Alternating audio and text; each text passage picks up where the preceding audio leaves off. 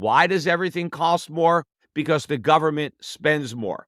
But they didn't raise taxes to pay for that spending because the government didn't want the voters to know that all the stuff they were getting from government, they had to pay for. They wanted to pretend they could get it for nothing, or that somehow the rich would pay for it. But the rich aren't paying for it. The middle class and the working poor are paying for it, but they're not paying for it honestly through increased legitimate taxes. They are paying for it dishonestly through the inflation tax. This is Peter Schiff, an American stockbroker, financial commentator, and the current CEO and chief global strategist of Euro-Pacific Capital Incorporation.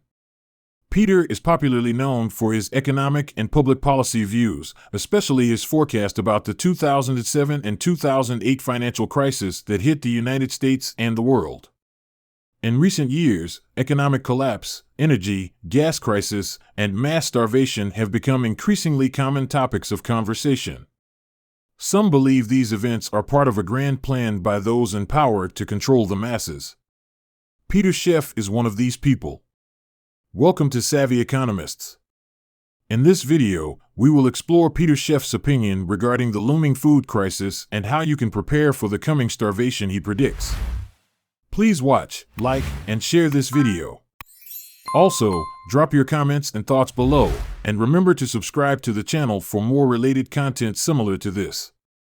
Without further ado, let's dive right in. We begin with a short clip of Peter Schiff. I hope everybody enjoyed their Thanksgiving meal, which according to Forbes and CNN is 20% more expensive than the same meal a year ago Thanksgiving. But it's not just a meal that costs a lot more, it's everything else. What about just getting to your Thanksgiving meal, whether you have to drive there or fly there? Transportation costs are way up. But what adds to the misery for typical American families is not only do they have to spend more money for Thanksgiving, but because everything else costs more, they have less money left over to spend on Thanksgiving. So everybody is cutting back. This is all the consequence of paying the inflation tax. The main reason the government loves to pay for stuff with the inflation tax is because it never accepts responsibility for levying that tax. Instead, it blames it on other factors like greedy businessmen gouging their customers, or Vladimir Putin, or OPEC, or any other convenient scapegoat. And then what does government do? Government says, oh, now we need more laws and more regulations to protect the public from inflation. Government is the source of all this inflation, yet the government uses the inflation it creates as a springboard to even more government powers. The fact that we go out and buy things, most of the stuff that Americans buy for Christmas, we didn't make. All this stuff is imported. And so it's only possible because of the economic growth outside the United States, not inside the United States. All we're doing is creating money, and we're exporting our inflation to the rest of the world in exchange for their goods. The world is still reeling from the effects of the pandemic and market instability, but experts believe things could worsen in the coming years. The United Nations recently revealed in a November post what its Secretary General Antonio Guterres did say during the G20 summit in Indonesia. Antonio told the leaders, without coordinated action, this year's affordability crisis could turn out to become a global food shortage in 2023. Antonio didn't just stop there and posted on his Twitter account, saying, "We are on the way to a raging food catastrophe, and the world appears to be indifferent.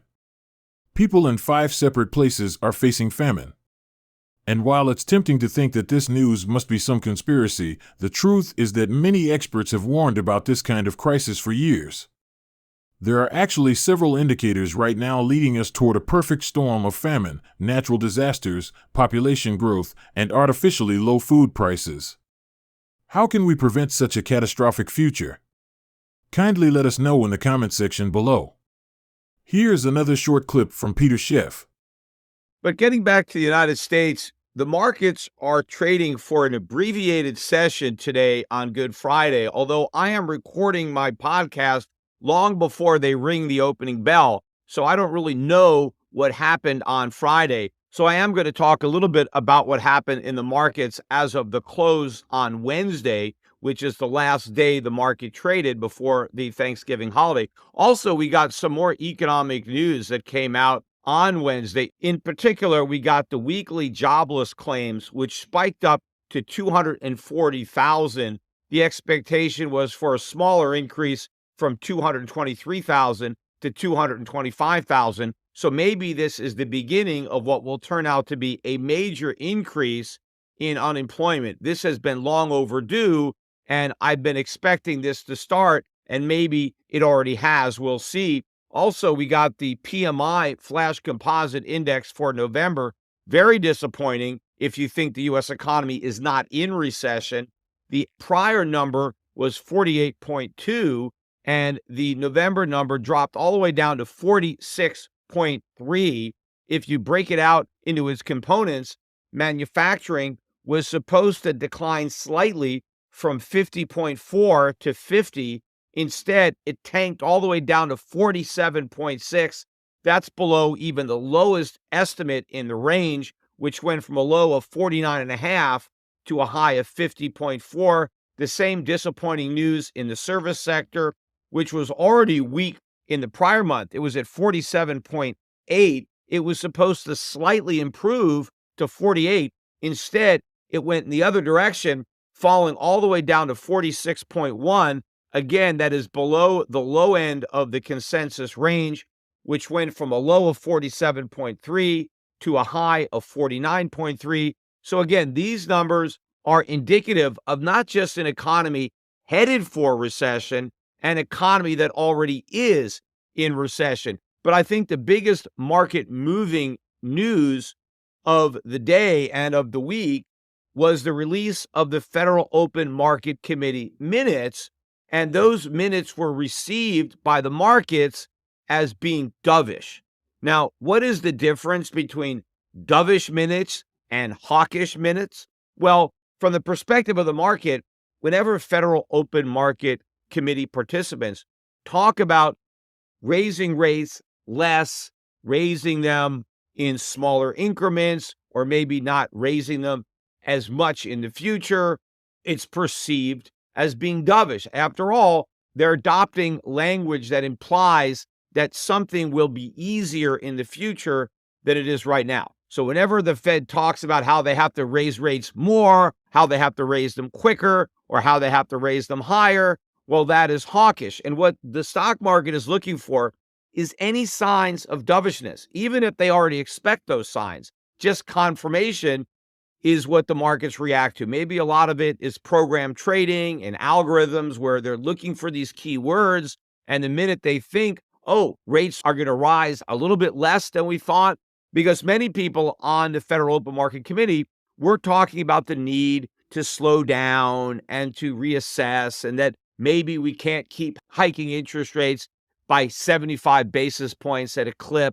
Maybe we should move a little slower and give the markets a little more time to react to the hikes that we've already put in place, acknowledging the fact that there's a lag. So whenever the markets get that type of rhetoric from the Fed, the traders seize on it. And that's why you had the rally in the stock market. Antonio Guterres, in these difficult and unprecedented times, it is more important than ever to be prepared for anything.